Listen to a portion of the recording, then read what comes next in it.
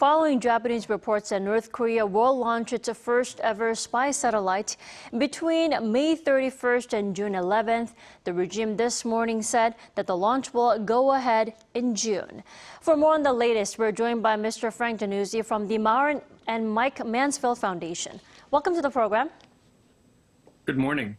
Good morning. Before we jump into the North's claim this morning, the North reportedly notified the International Maritime Organization in advance. Now, first off, why is that? Why is it the North notified the plan to the organization? Well, in contrast to the North's more than 100 ballistic missile tests over the last year and a half, when they try to launch a satellite, they're trying to put the best foot forward on the international response. They're trying to signal to the UN and all parties that this is somehow distinguished from their military ballistic missile launches, and this is somehow, in their minds, justified. So they're beginning to play by the playbook in an effort to minimize the likelihood of severe international response.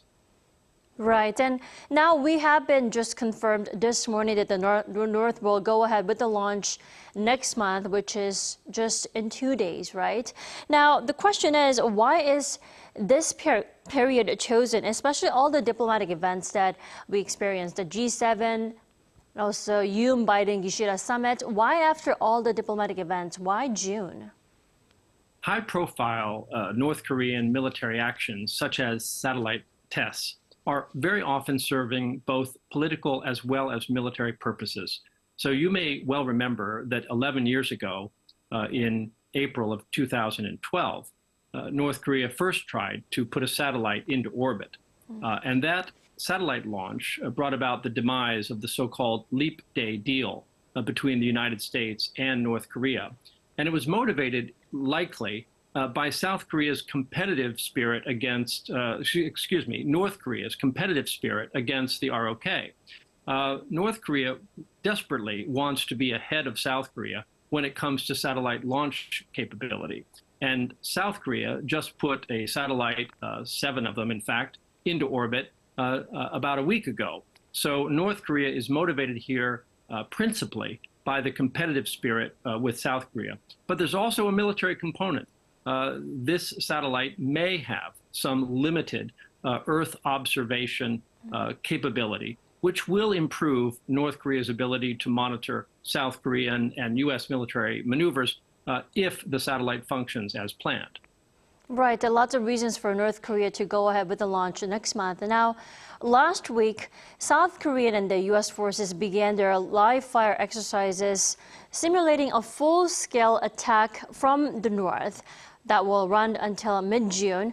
Do you think the North perhaps is taking advantage of this joint drill as an excuse to carry out the satellite launch?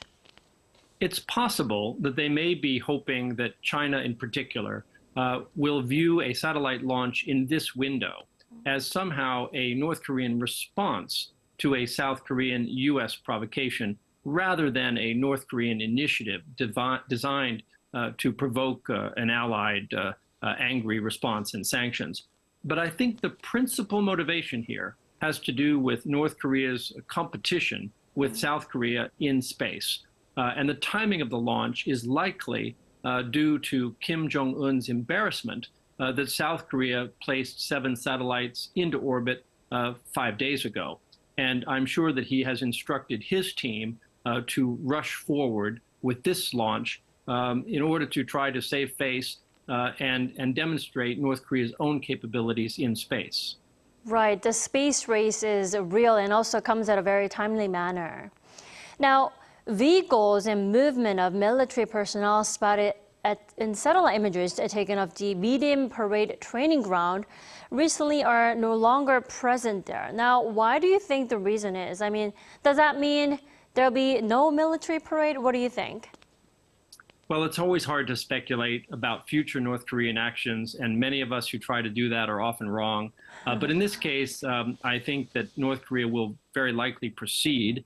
And the explanation for why they may have tried to scrub and erase photographs may have more to do with security or something that was revealed in those photographs that they did not want the international community to study closely, rather than a decision to cancel the event itself. But we'll have to wait and see. And North Korea is often capable of surprising us. Sure. Now, before we let you go, briefly, why is the North's spy satellite catching so much attention globally? I mean, other than the fact that it's the first ever their military spy satellite.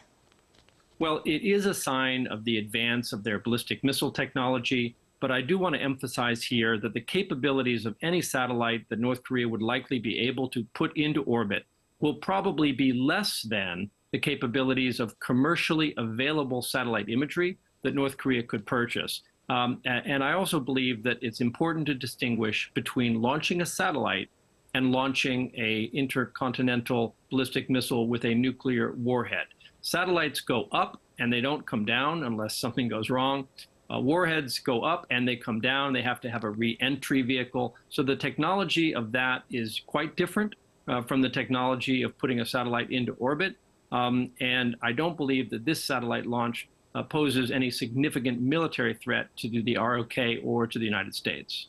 Right, and also the act itself is breaching UN Security Council resolutions in many ways. It is clearly a violation, and the Chinese are out of line if they doubt that in any way. This satellite attempt, when it comes, will clearly violate multiple UN Security Council resolutions, which China itself has signed on to.